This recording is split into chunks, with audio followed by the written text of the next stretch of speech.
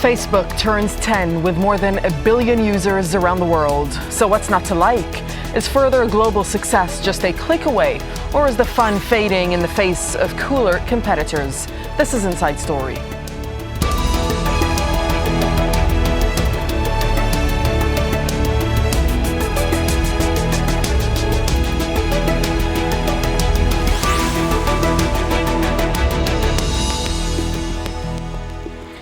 At 1.2 billion people, we could easily be talking about the entire population of India. But for this Inside Story, we're focusing on the phenomenon that's Facebook.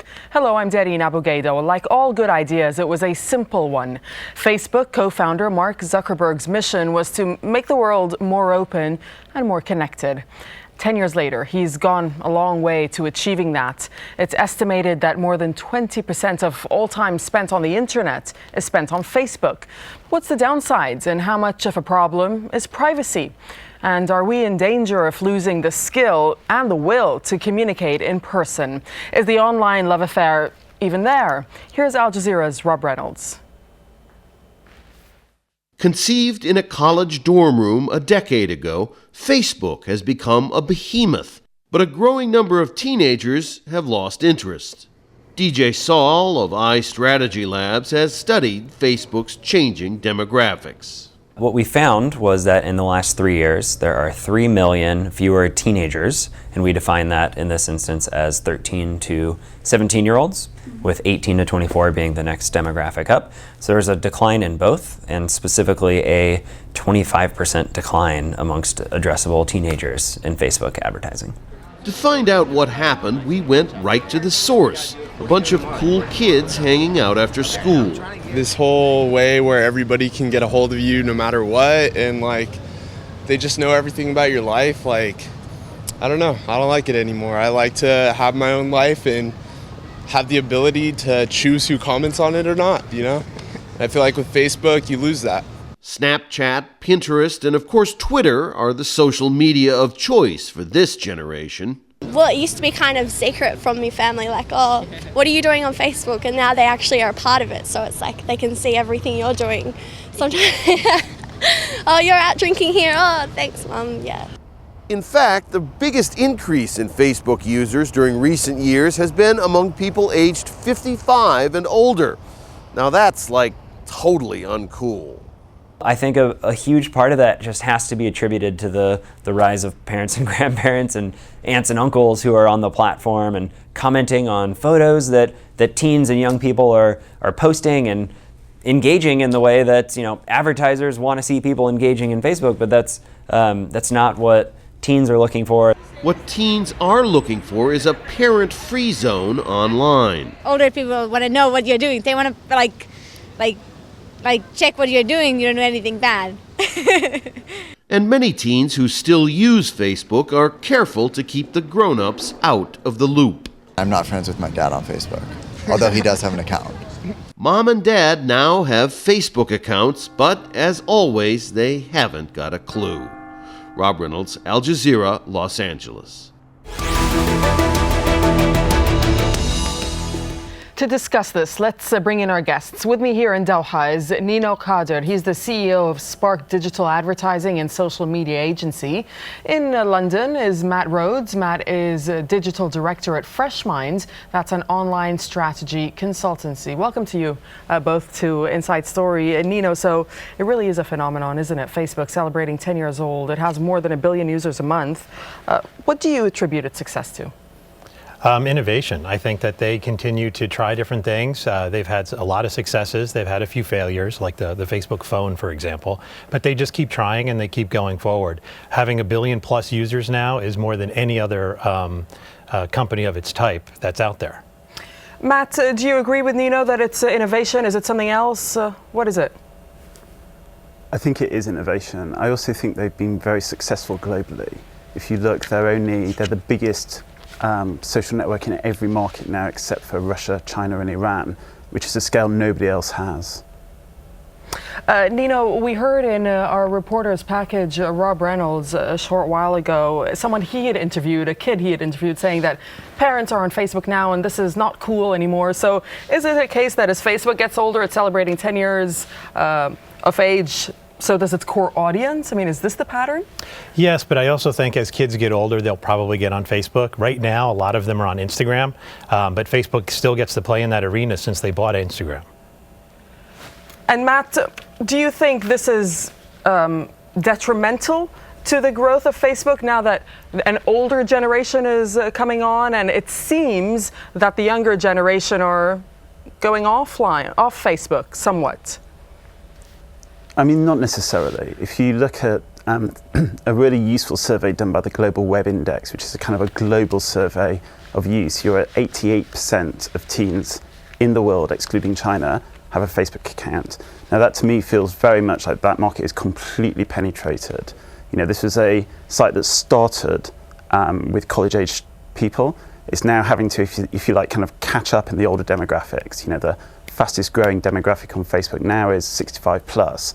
Not necessarily because the site is now better suited to them, just because they weren't there originally and they're kind of catching up. So I'm not sure I necessarily believe the discussion that teens are abandoning Facebook. I think, as the other speaker says, there are other sites and other ways people are using tools and devices to talk to each other. They're not necessarily abandoning Facebook. Look, Matt, I mean, you mentioned an issue of a survey. Let me put this one to you. It was done by consultancy iStrategy Lab study, and in fact, it was using Facebook's own social data research. It found that 3 million teenagers over in the United States left Facebook over the past 3 years. So what do you make of that? Well, like I say, once you're in the States, there are 89% penetration of the teen audience have an account. And I think there's an interesting kind of point around data, which is the way we now use Facebook. So a lot of people will use Facebook without necessarily realizing it. You know, they might share something on Instagram, technically they're using Facebook. They might log into a website using Facebook, technically they're using Facebook. And I think we're seeing a shift, you know, we're seeing a shift with the new app they launched in the States yesterday, Paper, to finding other ways for essentially users to have a relationship with Facebook without necessarily going to facebook.com. Nino, Matt is talking about a shift in Facebook. So does that mean that Facebook is kind of worried in a way and it needs to find other alternatives to keep users? Well, I think everyone's worried about what teens are going to do because it seems that they predict the future. But in this case, with Facebook having over 1 billion users, the growth might not be at the same pace it's been over the last 10 years, but nothing else has this many users. And so I think you're going to see other ways that Facebook will appease that audience with, for example, as the other speaker mentioned, the new app called Paper, which is essentially... Tell us about that app. It's essentially a way for you to customize news each day. So it'll give you another reason to use a Facebook product on a daily basis. So you'll be able to, with your phone, swipe and choose different types and topics of news. So each day you'll be, up to date and kind of feel plugged in. Another issue that's often addressed, Nino, when it comes to Facebook is an issue of privacy. I mean, how do you think Facebook has fared so far with privacy? They've made a lot of missteps along the way, but right. I think everyone today knows that if you go on Facebook, a lot of the things that you're going to do is going to be shown to advertisers, not in aggregate, not personally, and that you'll be shown ads because Facebook is, after all, a free service. Google, on the other hand, has a much bigger ad network, and they do a lot more invasive tracking in terms of privacy and how you use the web than Facebook. Facebook's pretty much telling advertisers. So what you're saying is that Facebook has not been intrusive in its use of ads? Well, what they're doing is they're selling ads based on demographic data that you use to fill out your profile and things that you've liked. There's also a little bit more to it than that. Whereas Google does it based on your behavior, your search intent, what it is you're looking for. They sell that kind of thing to advertisers. And so and you're not really aware of it. Whereas with Facebook, you understand that you're being shown an ad for something, in particular because of your, within a certain age range and that you're a man or a woman. Matt, on this issue of privacy and selling ads, I mean, how do you think Facebook has managed to cope with the challenge of sort of connecting people without being intrusive with the ads? I think it's very difficult. I think the way that Facebook has grown in most markets is very much as a collection of friends. So it's not like Twitter, where you might follow lots of people you don't know because you're interested in the same topics. Whereas Facebook is very much like being together with your friends, which means that advertising in that arena is very difficult. I think within the kind of privacy space, what's challenging for some brands is that as users, as consumers, we're just getting a lot more mature about how we use services online. We're realizing who we want to share things with, what we do want to share, what we don't want to share. And we're starting to see a real trend in people completely locking down their Facebook profiles to just their friends. So 60% of people in the UK in the latest YouGov survey here in London said that people had locked down their Facebook profile just to their friends. And you're also seeing a real trend in people going back and deleting and editing the things they've said in the past that maybe now they regret. And so I think you're seeing a change in the way that users are, if you like, kind of taking ownership of their own privacy, as well as Facebook itself having to deal with kind of the bigger issues, the macro issues around privacy. Well, given its success, Facebook is not getting everything its own way. There are plenty of rivals out there in China, for example, as Craig Leeson reports now from Hong Kong. Companies like Sina Weibo, Renren and WeChat have taken advantage of a Chinese government ban on Western platforms like Facebook, Twitter and Instagram to take hold of a massive market filled with people desperate to become connected. It is very annoying to use Facebook in China because you must go through a proxy, but I can use WeChat or Weibo at any time. A lot of useful information from social media can spread freely, but in China everything is blocked or filtered. As internet users move to mobile devices for their social networking, Chinese companies like WeChat are becoming more popular. WeChat is a clone of WhatsApp and works extremely well as a mobile application. It has 600 million users across the globe, but is looking to expand that by opening its doors in Palo Alto, California. That's just down the block from Facebook. One of the problems that WeChat has, though, is that it censors Chinese content. So one of the challenges it will face is whether users are willing to sacrifice the convenience of its chatting platform for freedom of speech. Craig Leeson, Al Jazeera, Hong Kong. Joining us now from New Delhi is Pavan Dugal. He's an advocate of the Supreme Court of India and the cybercrime specialist. Pavan, we heard our reporter Craig Leeson in his report saying that there are plenty of rivals out there now to Facebook. So does that apply to where you are in India? Surely, I think Indian space in the mobile ecosystem is a very dynamically changing space. And what is felt in India is that Facebook has not responded with that kind of speed that it was expected to respond in the mobile ecosystem. Consequently, these new kinds of mobile apps are already beginning to take a chunk of the market share. So WeChat is one such player. Similarly, WhatsApp has apparently taken Indians and their imagination by complete surprise, and consequently we are having millions of WhatsApp users in our own country. This does not mean that the Facebook is completely obsolete, not at all. Large number of Indians still use Facebook. Right, but hang on a second. I mean, you've said that people in India haven't responded that quickly to Facebook as other parts of the world. But according to some research that I have read, it is saying that India is expected to overtake the US, in fact, as the country with the most Facebook users in 2014. So do you not agree with that, or do you agree? And how can India do that? I was saying that the kind of speed with which Facebook was expected to launch and move in the mobile ecosystem, Facebook has apparently not so done. And that's the reason why competition has already come up and filled up spaces. But yes, Facebook continues to be extremely popular, more so amongst Indians. In fact, Facebook culture is like the normal culture in India. But that's where the concerns begin to start emerging, because large number of areas Facebook is not seen to be compliant with Indian law. Under the Indian cyber law, being the Indian Information Technology Act 2000, a Facebook is an intermediary. It is mandated to exercise due diligence under the law. It is further mandated to put up reasonable security practices and procedures so as to protect the confidentiality of data. However, the Facebook operations in India are showing that none of these compliances have been done up to the mark, and given the fact that India does not have a dedicated law on privacy, and given the fact that distaste of Facebook to privacy, we are beginning to see large chunks and millions of Indians and their privacy being put up to stake and being potentially exposed to undesirable consequences. So what are you seeing, according to what you're saying, is that affecting, or will it affect, the growth of Facebook and the number of users logging on to the site in India?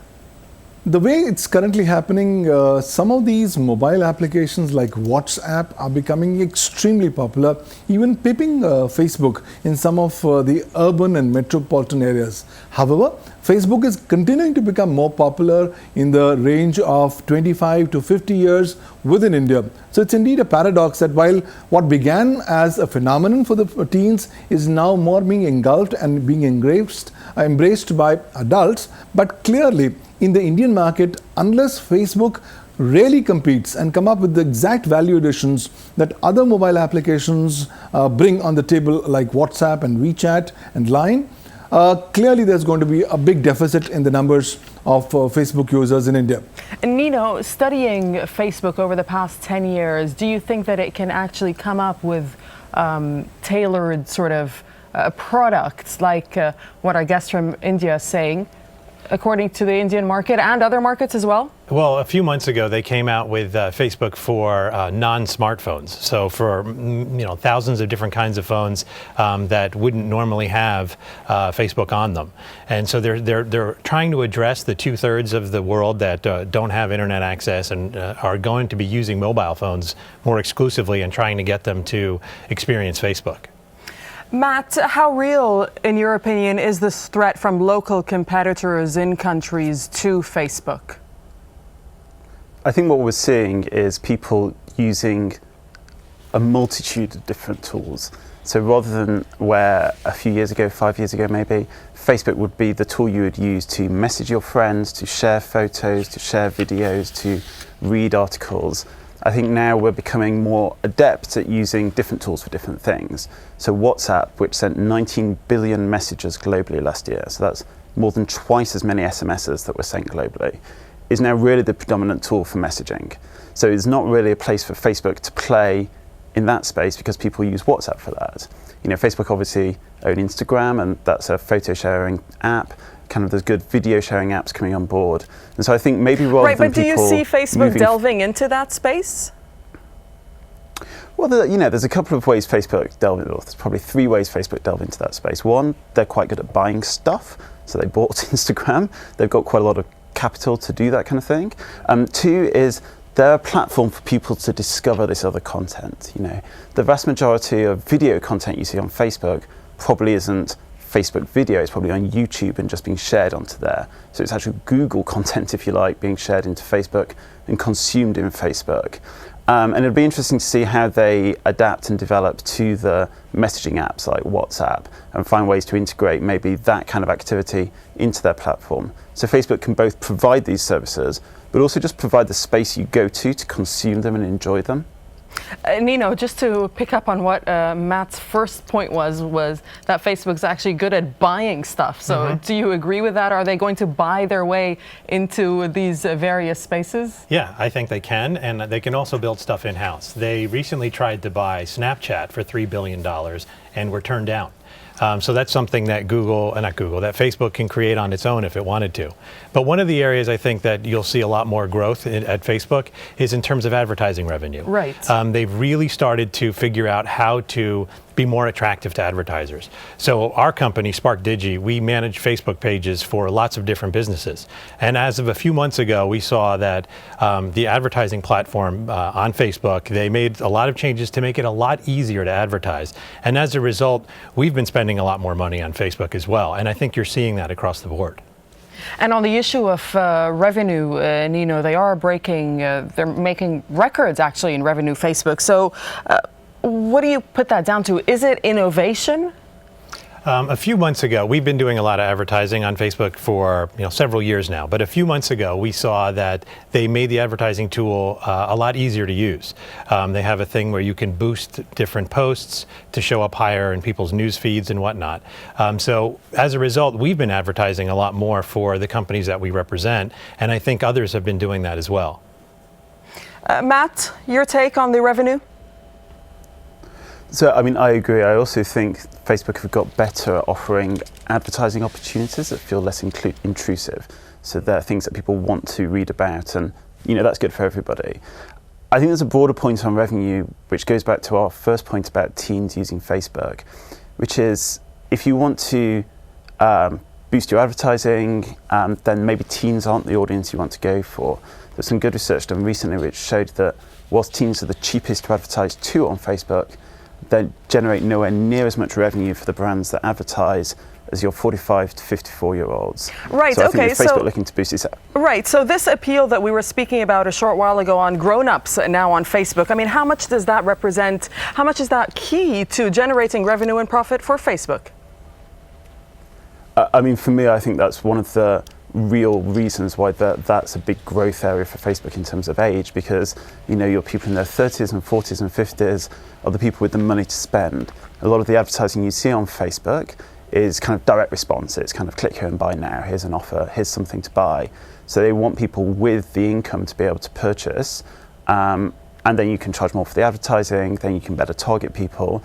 Whereas your teens, maybe Facebook isn't the space to advertise to them because they just don't have the disposable income to really kind of follow through and purchase these products. And so I see that as a real reason why Facebook would focus on that just slightly older demographic where the money is, if you like. Pavan, I mean, there are several shifts going on when it comes to Facebook, according to this discussion, at least, that we're having. And one of those in India, and that was mentioned a short while ago, was that there really is a phenomenon going on in your country where people are using Facebook on non-smartphones, using mobiles. Why is that? This is so because India has already leapfrogged from the PC generation on to the mobile generation. We have, as per December 2013 figures, 63% of all Indians who are online use the mobile devices for the purposes of accessing the internet and social media. So it's not surprising that large number of Indians who are on Facebook actually use the Facebook app and also use their mobile devices for the purposes of going on to Facebook. Now the recent news that's come up from Kaspersky about the mobile app of Facebook actually on Android devices reading on your SMSs is slightly disturbing in a country like India, where large number of Indians still save a lot of their confidential, personal and professional information on their own mobiles. So I think this is where the future is going to be, but there are large number of legal, policy and regulatory challenges that in a specific context of India, Facebook is likely to face as time passes by. Well, what do you, our Al Jazeera Facebook followers, think of all this? You may have liked it. Now, though, do you love it or hate it? Fatima Hardy has posted, I love that we get in touch with so many people who we've lost contact with for ages. And Abdul Muttalib Abdulaziz says, I don't really hate anything about Facebook. I believe any disadvantages are a result of the way you use it. And Stephen Nigerian tells us Facebook seems to eliminate physical social interaction with virtual social interaction, which is really not good.